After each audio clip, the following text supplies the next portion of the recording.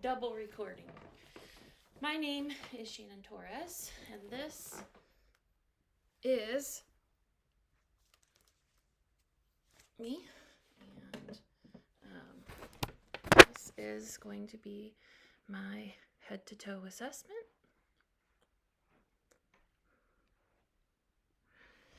Okay.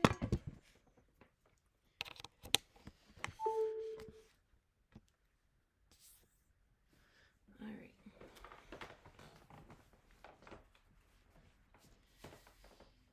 This is my husband. And what is your name?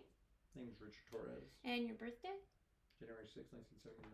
Okay, and so what do you give us permission to record this video for this presentation? Yes.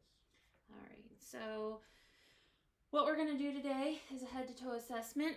I'm going to wash my hands, provide for privacy, identify my patient with 2 identifiers, and then explain the procedure to him. Next thing I'm going to do is assess my patient laying in bed. He looks well nourished. He looks happy. Looks like he's in a good mood. He looks clean. And so I'm going to ask him, I've already asked you what your name is. Can you tell me the date? November 20th, 2020. Okay, and what season is it? Fall. And what are we doing here today? Here for a head-to-toe assessment. Okay, so he is oriented ×4, and his speech is articulate, clear. Next thing I'm going to do is ask you on a scale of 0 to 10, 0 being no pain, 10 being the worst pain ever. How much pain are you experiencing right now? 0. All right, so no pain. Going to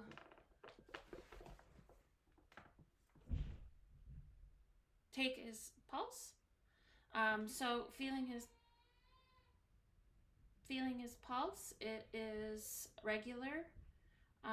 If it was irregular, I would count for 60 seconds, but since it's regular, I'm only going to count for 30, then multiply by 2.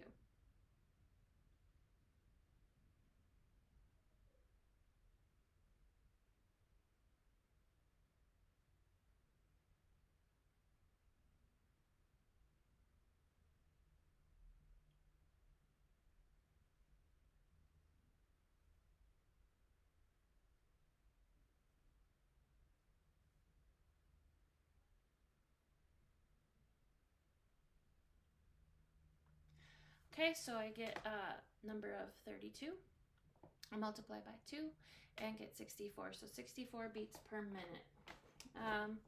Next thing I'm going to do is assess his respirations. So looking at his breathing depth, it's about 1 to 2 inches. It looks like he's breathing regularly. He's not breathing extra fast or extra slow. And so what I'm going to do is I'm going to count that for 30 seconds.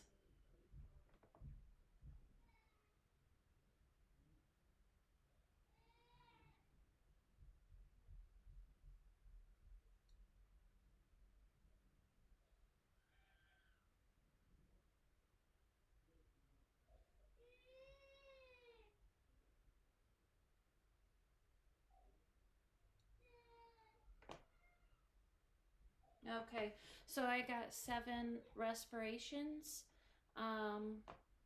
Multiplied by 2 would be 14, and that's well within normal limits. The next thing I'm going to do is take his blood pressure.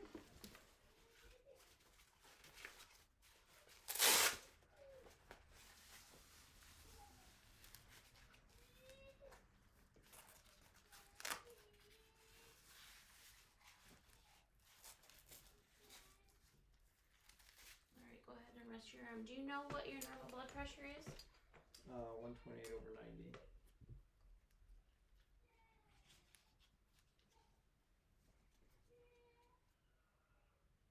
Is it going to be higher because the kids are crying? They'll be okay. All right.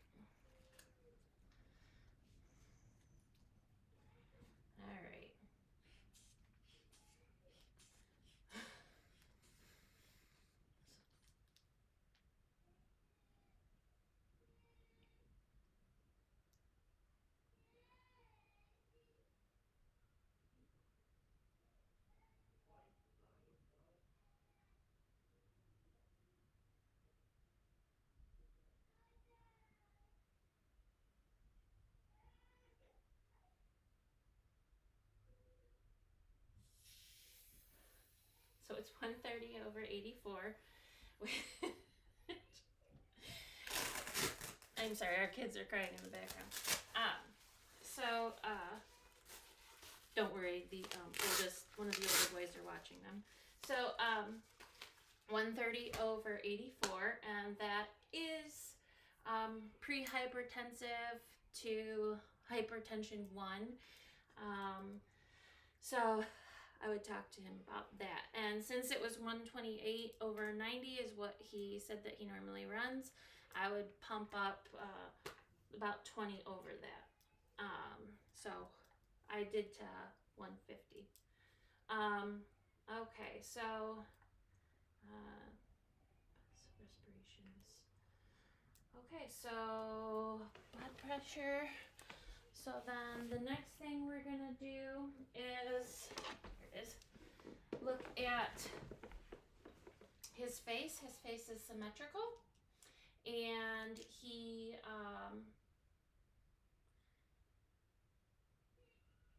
I'm gonna have you raise your eyebrows, puff your cheeks, and smile. Okay, and so his face is symmetrical at rest and at movement. His head is normal cephalic. Hair is distributed evenly. I'm gonna do Perla now. So looking at your pupils, it looks to be like they are about a 3 millimeter on the left and 3 on the right.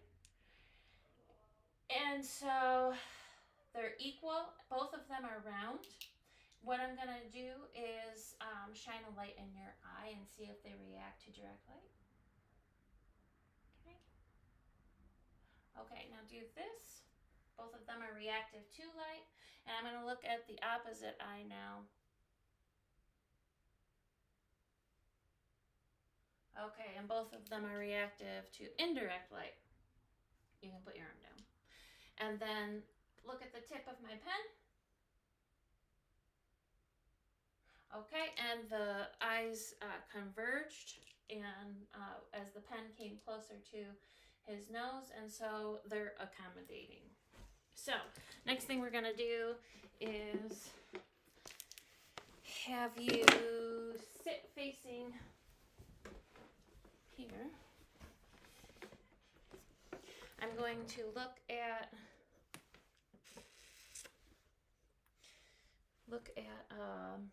your chest here. All right. Okay, so looking at your chest and your spine is straight.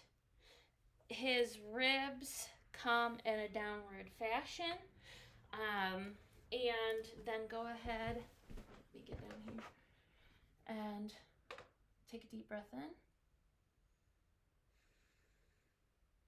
Okay, good. And so he has equal symmetry on both sides on inhalation. So we would be looking no scoliosis, no barrel chest. And so the next thing we're going to do is respirations. So looking at his backside, it's tan. It has some primary lesions scattered across his back. I'm going to ask that you take a deep breath in and out through your mouth every time I place the stethoscope.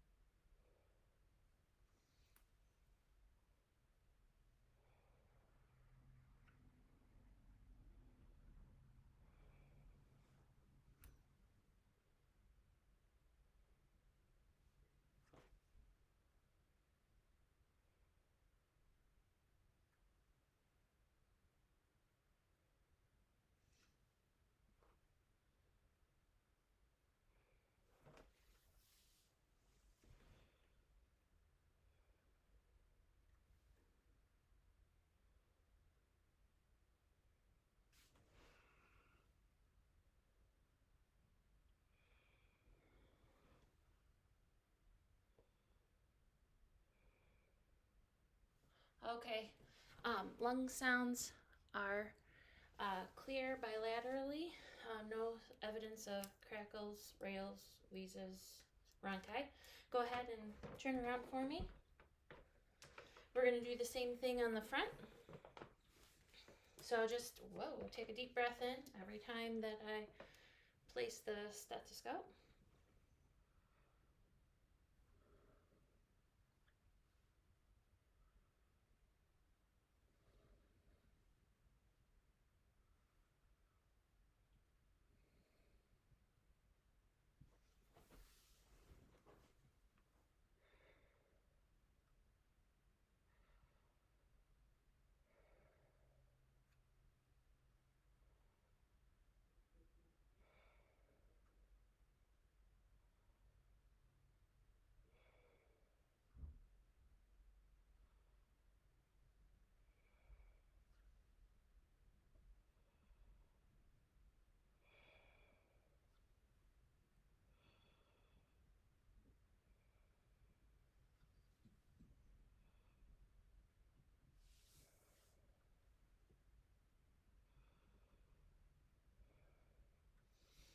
Okay, so listening to the anterior bilateral sounds are clear.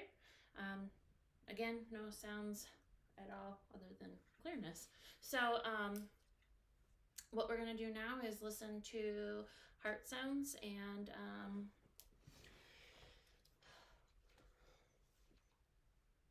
okay, so the first heart sound is going to be found at the second intercostal space, right sternal border, and that is the aortic. Just breathe regularly. Okay, second intercostal space, left sternal border, pulmonic. These two sounds are responsible for the S2 sound.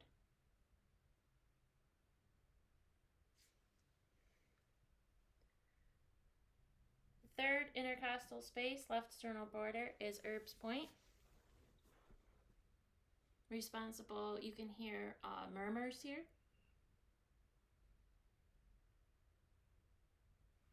Okay. Fourth intercostal space, left sternal border, tricuspid.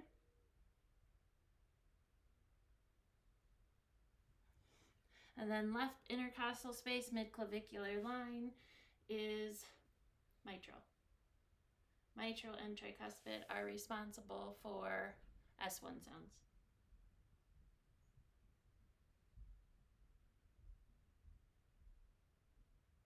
Okay. Alrighty. So, go ahead and lay back down.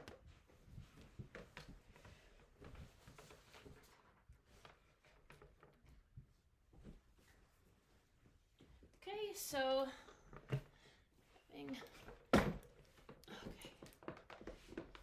so if this were a towel or blanket or something, we're just going to cover the top of the chest, but make sure that we can see the abdomen clearly.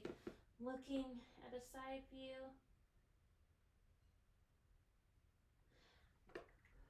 it looks even, it doesn't look distended, it looks symmetrical. So are you experiencing any pain in your abdomen right now? No. Okay, so I'm going to start at the right lower quadrant. I'm going to listen first. I should hear 5 to 30 bowel sounds per minute each.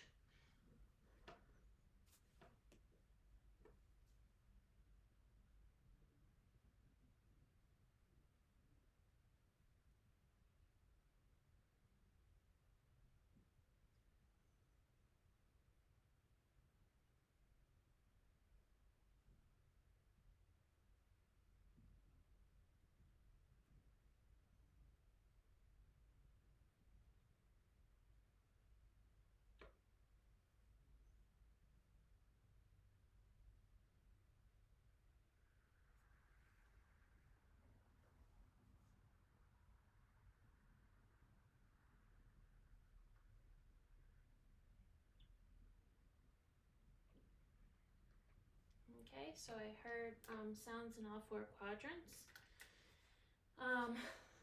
I'm going to palpate your stomach. If you have any tenderness or discomfort, please just tell me.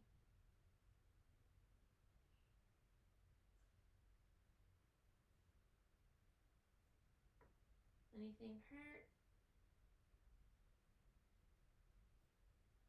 And nothing feels abnormal. Okay, so now I'm gonna look at your arms.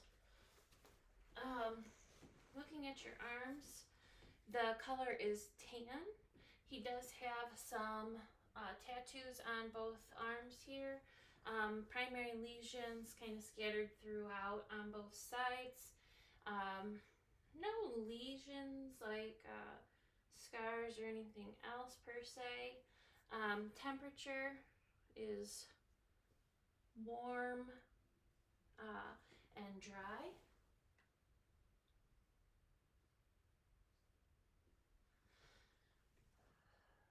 Does that hurt? No. No pain? Nope.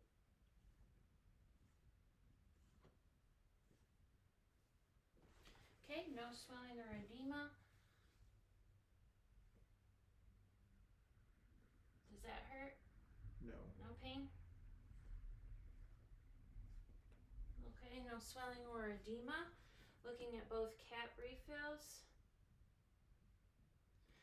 Brisk 2-second refill. Okay, and then to the legs. Looking at his legs, you have some scars here. What are those from? I don't know, the ones by my kneecap are from a torn meniscus. Okay. On the side, I had a growth that had to be removed when I was a child. Okay, so I would note that in my findings on the right anterior leg. Looking at this, the hair is distributed evenly. Just those scars are noted. The touch feels warm to the touch. He's not sweating. Does that hurt at all? No. Any numbness or tingling in your legs, feet? No.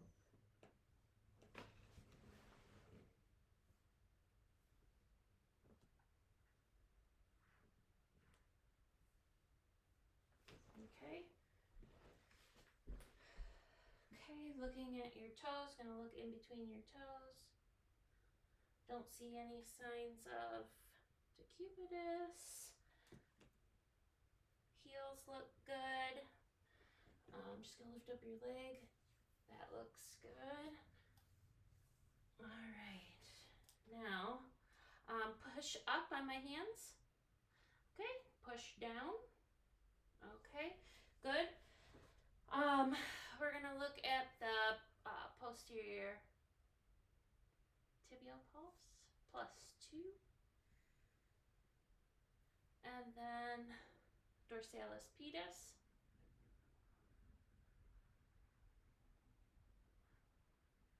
Equal on both sides +2. Your toes are cold. Okay, so I would note that there is no IVs, no Foleys, no you can fall asleep. No IVs, Foleys, no oxygen needed. I would document my findings, make my patient comfortable. So bed in lowest position, call light, items within reach, side rails up ×2. I would document all my findings, wash my hands, make sure my patient is comfortable, and I would be done.